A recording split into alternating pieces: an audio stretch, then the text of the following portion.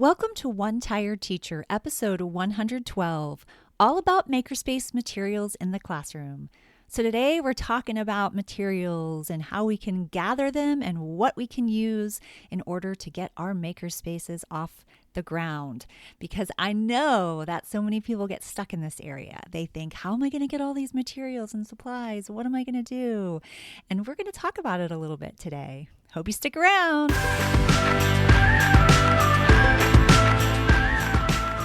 Welcome to One Tired Teacher. And even though she may need a nap, this teacher is ready to wake up and speak her truth about the trials and treasures of teaching.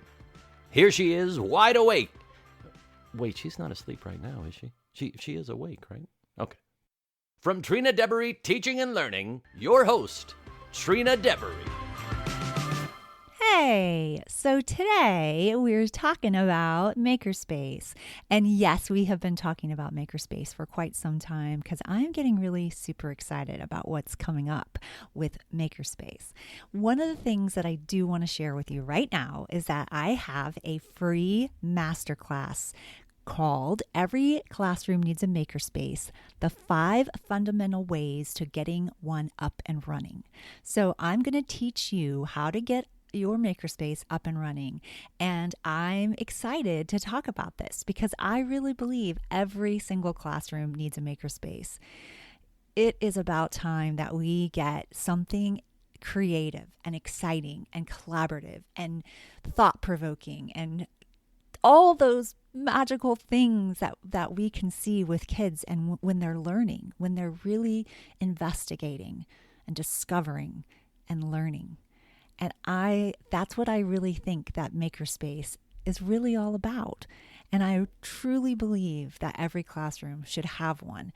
Whether you are in a, elementary school, just a regular classroom, even if you are in an ESE classroom, or you are in the media center, or you are a Makerspace class yourself, or even if you are homeschooling, I think every classroom, including your house, should have a makerspace. I actually have 2 makerspaces in my house, and I don't even have young children.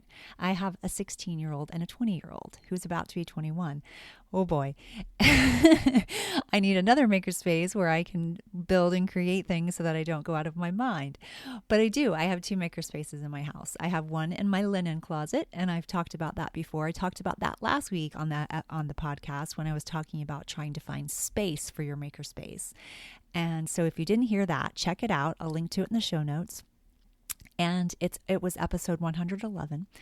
But now I have one in my linen closet, and that is, with basically filled with different materials and supplies in order for me to create things so that teachers can get an idea of what I am trying to explain when I'm explaining about my makerspace moments in literature.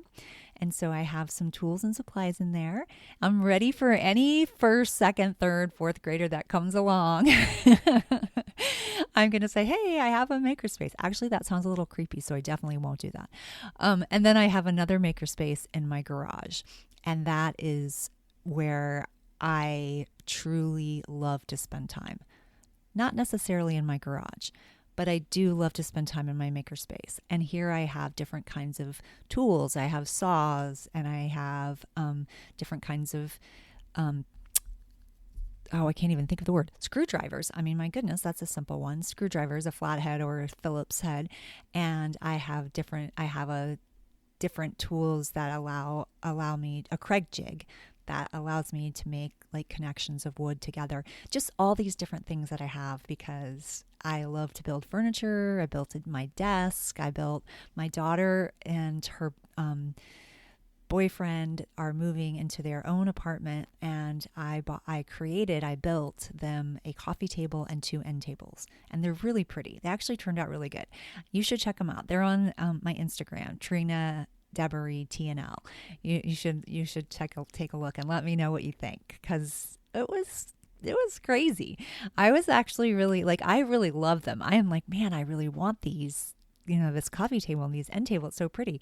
But so I'm excited about that. And I've made a couple of things. I just think it's such a great way to unwind. It's a really great way to be creative and think critically. There are definitely times that I want to start screaming because I've messed something up or I can't get it to work the way I want to.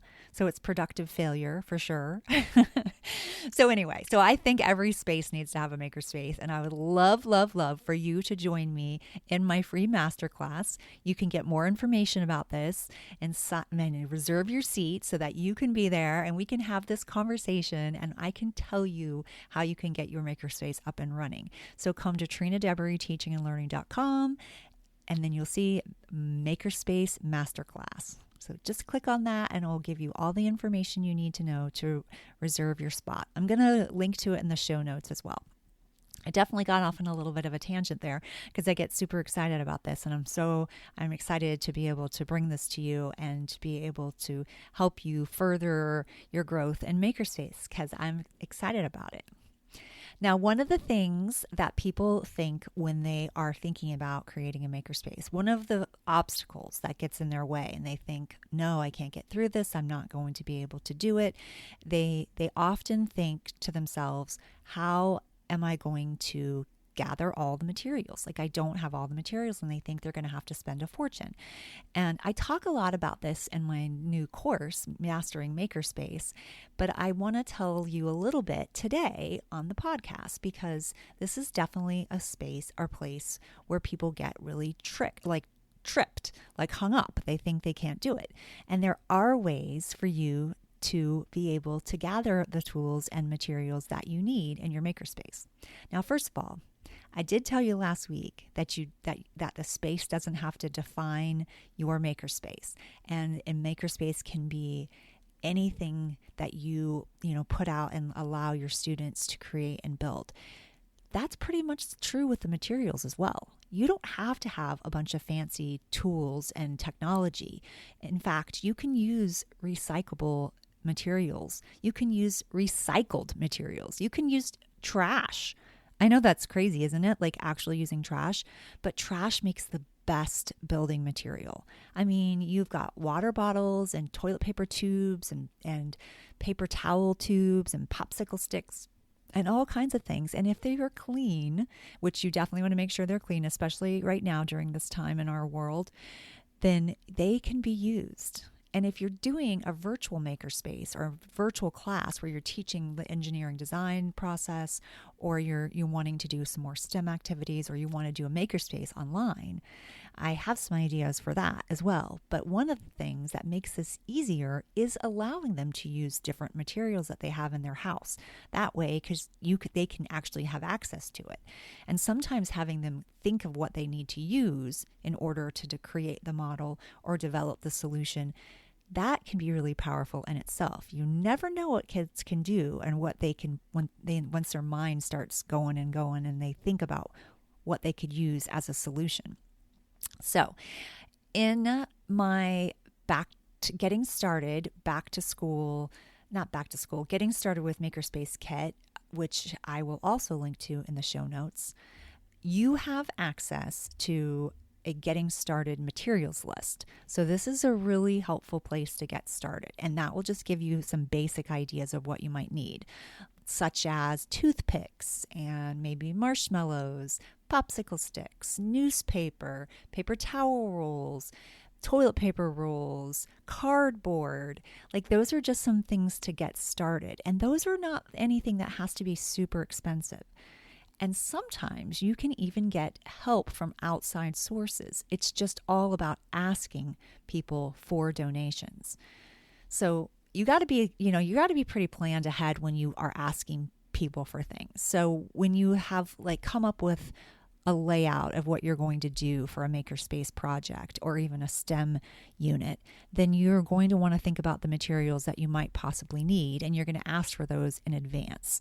I know if you're doing this on the fly and you're like, oh, I need a quick activity to do that's hands-on, it gets my kids thinking, and then that's a little bit different. Then you have to go with things that you have or things that you can easily gather. But if you give yourself a little bit of time to plan, then you definitely will have enough time to ask families, and you'll be really surprised.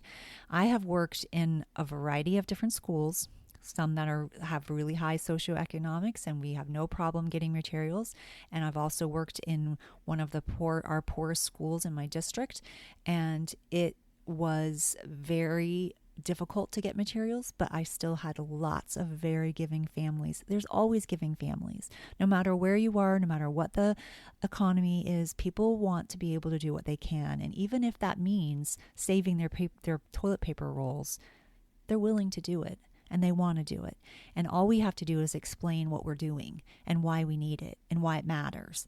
And then you're going to have families on board from all walks of life. People still want to contribute to their child's education. And I think we have to remember that. We don't want to assume something about families without really knowing. Now, sometimes people can't do it. They're too busy. They don't have the finances. They don't have the time to deal with it. And that's understandable. So we understand that, but we accept the help from people that are willing and able. So that's one of the things I wanted to share. I also want you to know that in this case, just like space can be negotiated, tools and materials can also be negotiated. And we don't have to have all the answers. That doesn't have to stop us because we can get creative. I mean, even with a pack of toothpicks and a little bag of marshmallows that costs just a few dollars, we can create some amazing things with that. We can do a challenge, a bridge challenge, or we can do a tower challenge. We can create a solution to a problem of one of our characters. There's things that we can do with very simple tools and materials, and it doesn't have to break the bank. So I think that's a really important thing for you to remember. One of the things that I think is very helpful when you think about materials, that it's really thinking ahead, or it's having a procedure in place, or it's being organized.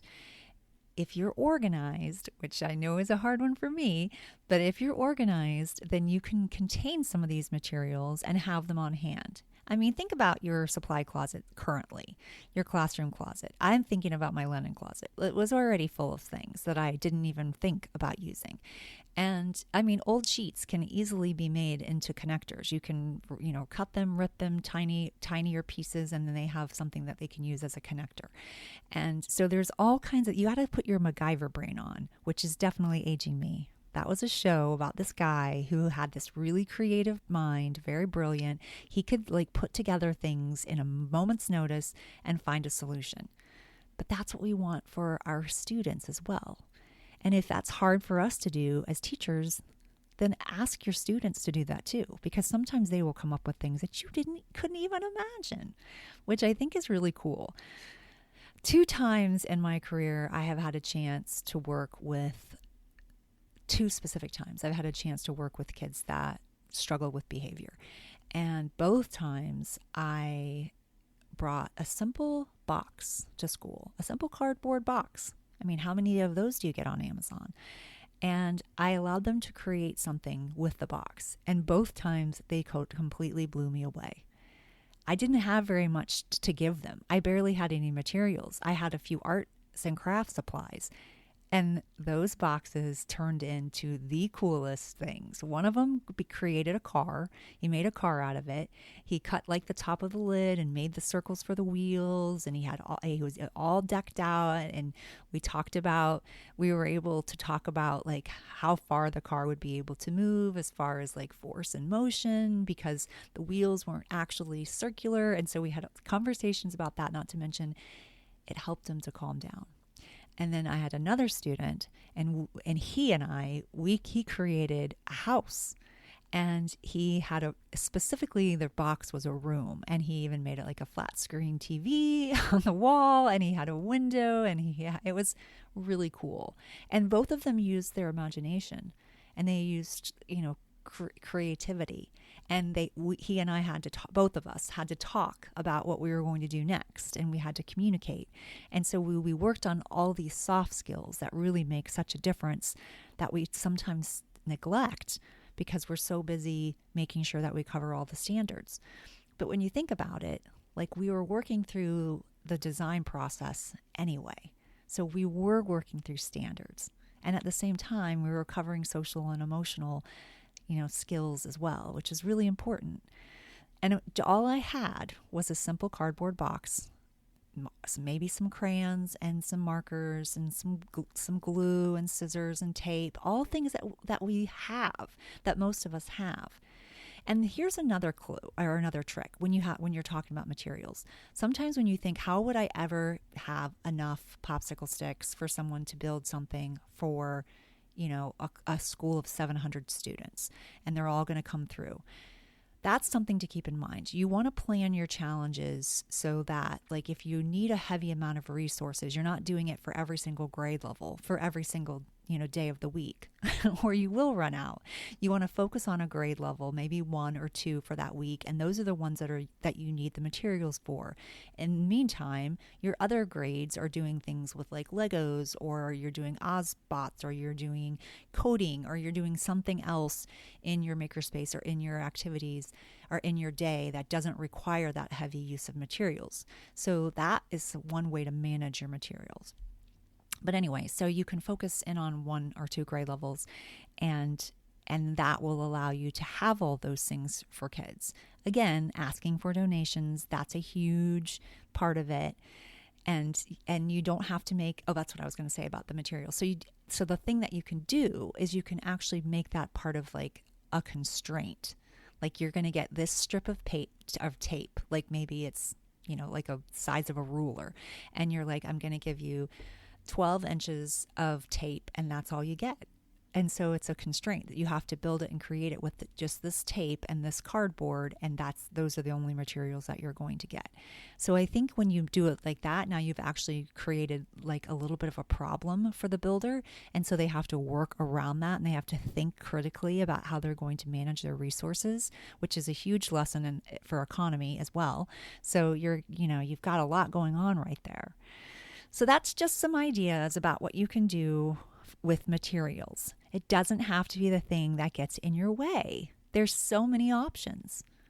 Another option might be like something like Donors Choose or GoFundMe, those kinds of programs. Now, we ended up not being able to use that in my school district, which doesn't make any sense. But I mean, even when you put those kind of things out on Facebook, like, friends and family, I'm in need of some extra cardboard. If you have any and you'd like to donate it to my classroom or my school, this is where you could drop it off or whatever. Like, people are willing and wanting to do that. So it's something to consider. It doesn't have to be a roadblock for you. All right, I talk more about materials and tools and how to gather those without breaking the bank. We talk a lot about that in Mastering Makerspace. So hopefully you will capture that and get all that you need.